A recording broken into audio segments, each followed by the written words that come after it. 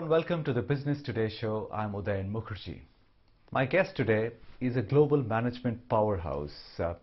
He's a management guru in his own right, a very, very respected business consultant, in fact an advisor and guide to some of the world's largest corporations and some of the world's best-known CEOs. He also happens to be a best-selling author whose books have sold millions of copies over the years. So it gives me great pleasure to welcome on the show the one and only Dr. Ram Charan. Ram, it's wonderful to have you on the show today. Thank you, Uday. I'm honored to be on the show, and I love to learn what's happening and love to learn your questions. Okay. My first question is about the global situation, Ram, on which you've been writing very actively. But, because this Ukraine war has actually exposed many of the Western countries, for example, like Germany, who have been dependent on natural resources like gas from Russia. But you've been pointing out that even countries like America need to reassess how dependent they want to be on a country like China going forward. So do you think the Ukraine war brings to a head this question that you've been pointing out, or this issue that you've been pointing out for many months now, that the large global Western economies actually need to take a hard look at how they are running their economies today? Absolutely, Uday. That the world has reset, global reset, major discontinuity, where now the people have woken up from the Russia and Ukraine war, that there are bifurcation where countries want to go. China is totally explicit. They want self-sufficiency. And Western countries had outsourced their supply chain to one country. So they are highly dependent on China. And no good business will be dependent on one supplier. So this is now going to be reset. It is creating shortages, and it is creating higher prices. Energy prices, energy problems are getting quite big, and so is the food.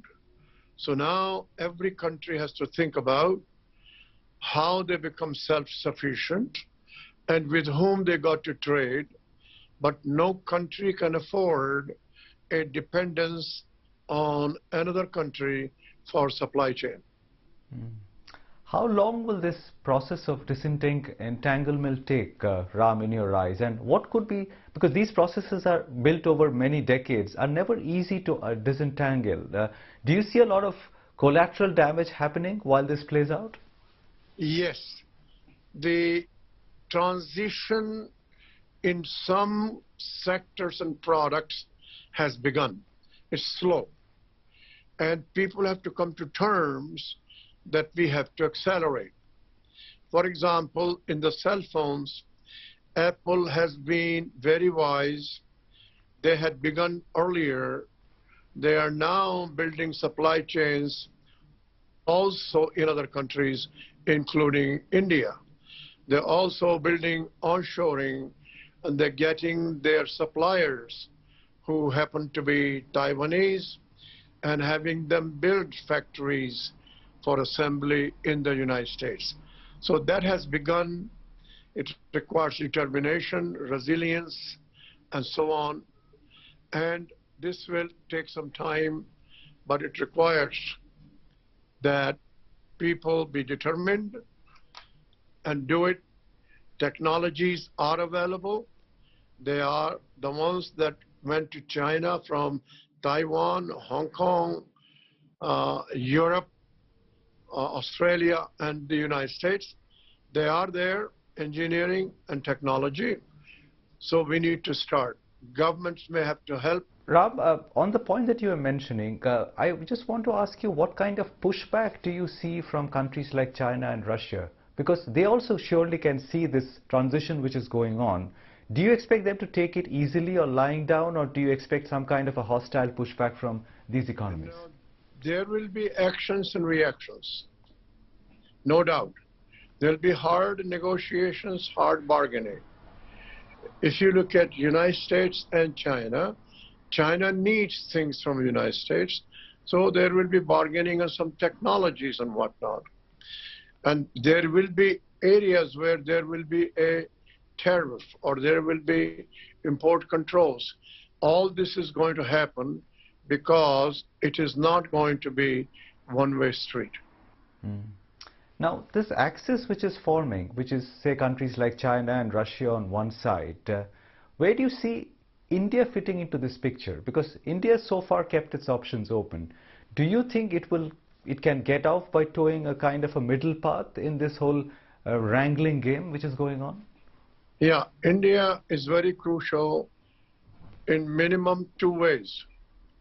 One, that the people in the West, America, Europe, have now realized that they cannot have total sufficiency of supply chain.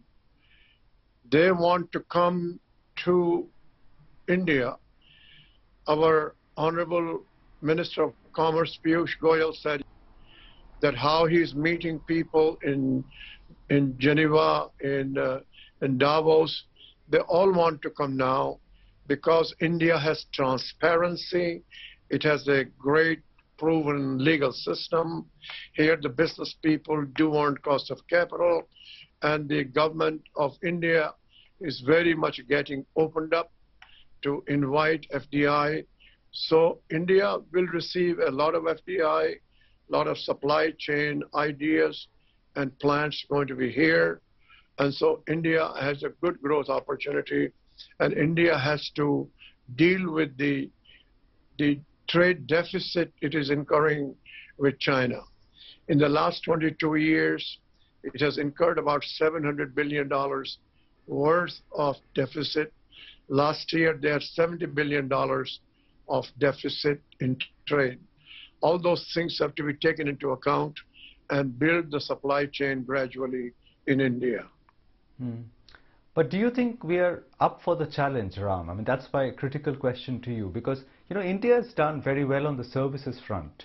But you've sat on the boards of companies like Hindalco. Do you think Indian manufacturing can actually become a global powerhouse? Because so far, we've not been a manufacturing powerhouse in the way some of the other Asian economies have. Yeah. So first, Hindalco is global. Hindalco has business in packaging in the United States, totally global, in every which way you look at. There are other businesses in the Birla Group that are totally global. Now, but the basic intent of the question is our ability to have cost structure, high quality, export, and competitive. We can't do that because the prices we pay for imports are nominal, but they are based on subsidies and the currency parity that is largely artificial. That needs to change. So for example, in the case of China, 1999, it was 450 renminbi to the dollar. It's now 680. And according to the old way of rules, if you have such a large surplus, like 3.4 trillion China has, you should be revaluing your currency. They have not. And if you revalue the currency, those things will be not competitive. These are the issues going to be ironed out as we go forward. We cannot say that we are a prisoner of a country. We got to unlock it.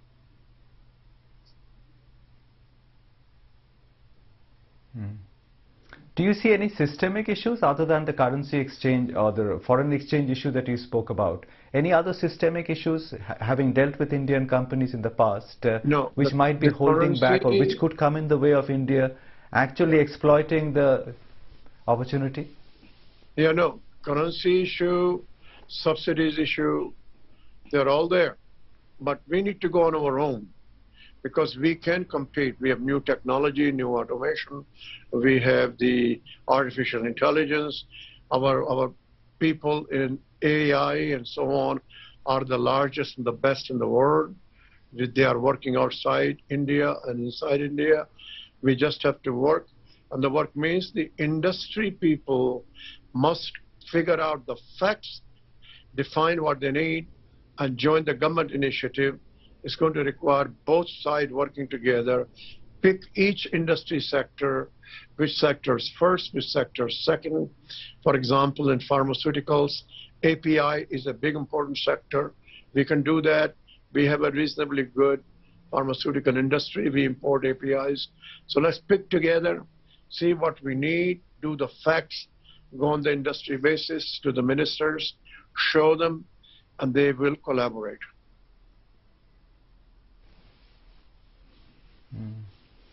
What about the issue of talent or skilled manpower, Ram? Because that seems to be another interesting challenge. On one hand, we have very high levels of unemployment. On the other hand, companies keep complaining that they don't have enough employable talent in the country. How do you see that from an Indian perspective? Yeah, this is a very good point, Uday. We got to go category by category. And we know many people want to come home from overseas. And we are even getting things today, you don't have to code, machines will do the coding. We have that today. So we pick sector by sector, and in that sector see what we need, where is it worldwide, go at it. We may not be able to do for all the sectors at the same time. So we're going to sequence that. But what do you think is going on with a sector like information technology? I mean, there is a huge attrition problem out there in that sector, and that's where this whole talent deficit seems to be showing up most acutely. No question. We are doing things. We are getting training. We have people putting online. I met one yesterday that I was going to train these people in less than 10 weeks in a certain areas online, test them, and they are available. We may have to import for the critical, very critical jobs like the general intelligence. But idea here is we should avoid generalities. We should go sector by sector. We sequence them. We have the talent. Certain areas we may have to go outside and subcontract that. And we were speaking about manufacturing as a sector earlier, but in your interactions with large Indian corporations, do you get the feeling that Indian companies are ready to adopt digital in a big way? Because many of the old world companies may not actually have made that digital transformation. How digital ready do you find in the old Indian corporations that you speak to? I had one in the last 5 days. They got the message. They're really, the new generation in those families are appalled why the father didn't move. Because they now know they can't live without it. They will become uncompetitive. Family will lose wealth. So that's beginning to come. The second dilemma was that we have to do it internally. Well, no, you got to outsource. There are a ton of outsourcing companies in India that are doing the work for the outsiders. So we plan this bite by bite and sequence it, build it.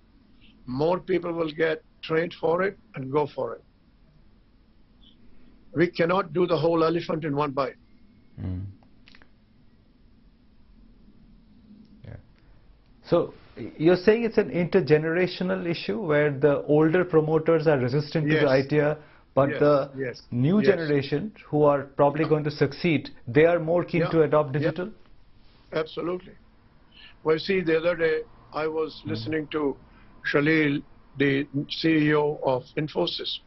One of the greatest things he did in the last 5 years is to make that Infosys towards the digital area. And now he's succeeding. I see the gentleman running, the executive chairman of Wipro, Rishabh Premji, exactly is going that way. TCS has been doing it before. So I see that. I see in Tata's, they build that super app. I see in Adani's, how they're building that. I see in Birla's, how they're doing that. So this is beginning. My joy is the companies in India that are $200 million in sales, and they are family owned, and somehow they are able to make a good living, building forward. They can't wait to get some help, low-cost loans, and they're willing and they want to scale up. For them, technology isn't a problem. They know how to get joint ventures and licenses.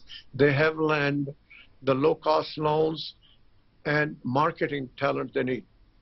I had one company the other day from Indore, About $100 million company is putting $75 million investment, government helping the whole sector in the garment business, and is putting the money in and is going to expand it. It was great to see that how these people moving to scale up.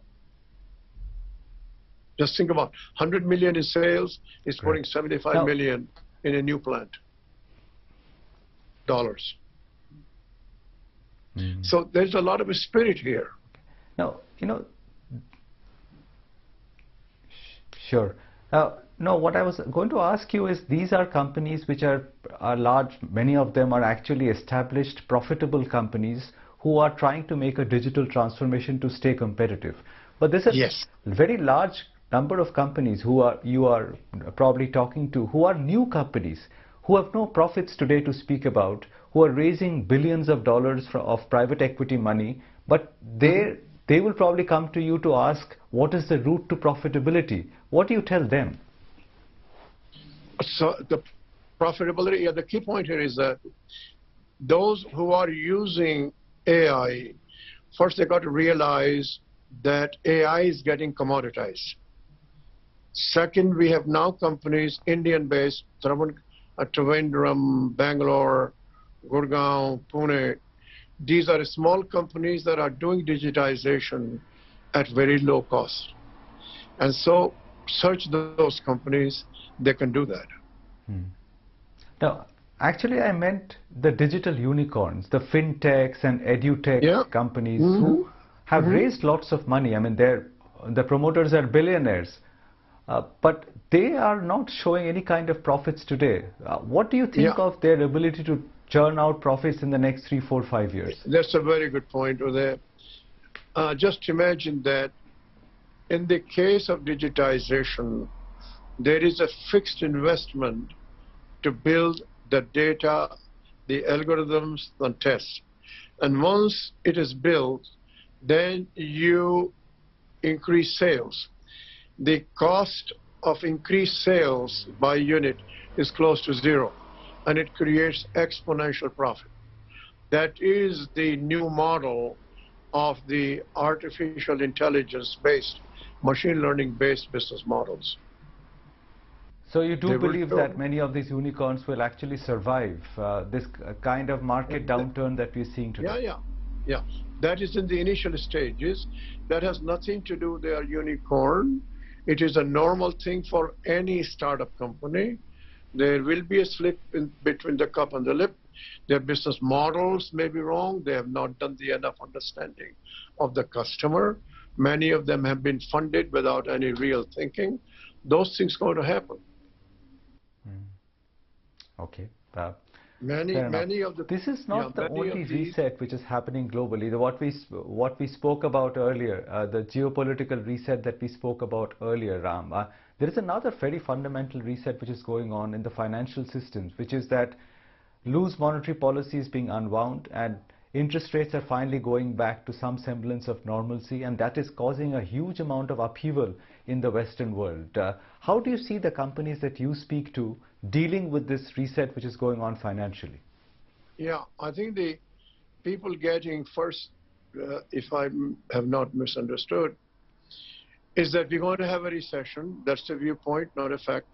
We're going to have inflation. That's the viewpoint. It will be a fact. We could go into hyperinflation. So there is a very simple rule that you do not carry much debt. You must have a dry powder. You're going to manage by the cash, not by EPS. And you're going to trim the unnecessary things you're going to have. And you're going to go through those 3, 4, 5 years. And you will see the economy structure would have changed to see the new opportunities going forward. We had very good time for several years pre-COVID. And now we funded so much that we're creating inflation. To curb inflation, we're going to create recession. So we're going to go through that cycle. And the financial markets are going to react as they have. And I think one can argue they're going to react further because the psychology of fear and psychology of continued price increases is actually happening right now. So you have no doubt in your mind that this will have to end in a recession, that we will not get off light? I'm very clear we're going to have that. Ram, I want to ask you about your Indian experience. Of course, you were born here, but over the years you've worked with so many Indian companies and CEOs. Can you share any anecdotes with us on how that experience has been, and who are the large corporations or the CEOs who've actually made an impression on you? Yeah, I think without naming them, I find the CEOs here, they can manage any business anywhere. They are the best business acumen people you find, separate from strategy.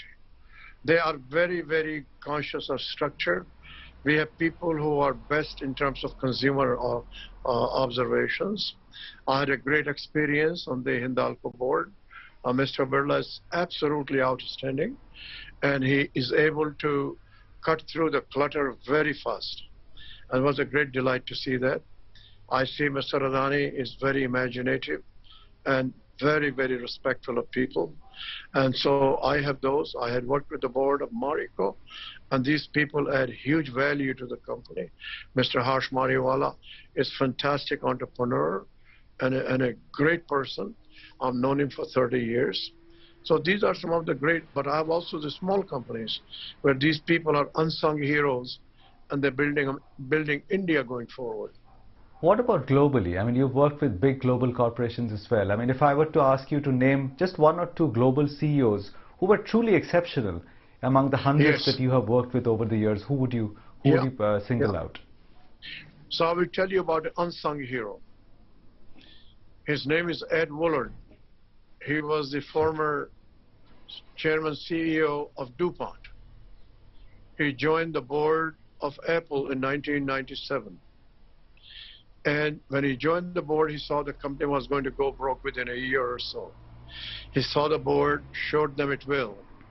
They asked him to sell the company. Nobody was there to buy it. And he kept saying that the brand refuses to die. Company should not die. He brought Steve Jobs back single-handedly.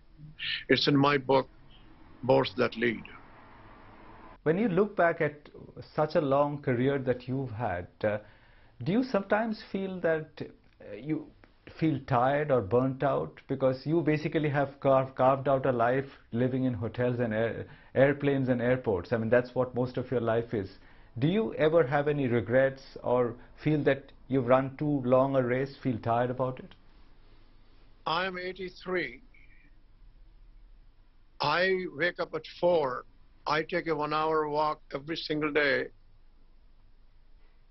Tiredness comes from boredom, not from active mind. Great. That answers my question, Ram, and on that note, I shall thank you for your time. It's been a great pleasure hearing your thoughts. Thank you very much for joining in today. Wonderful. Thank you. Bye-bye. Thank you. Thank you. Bye.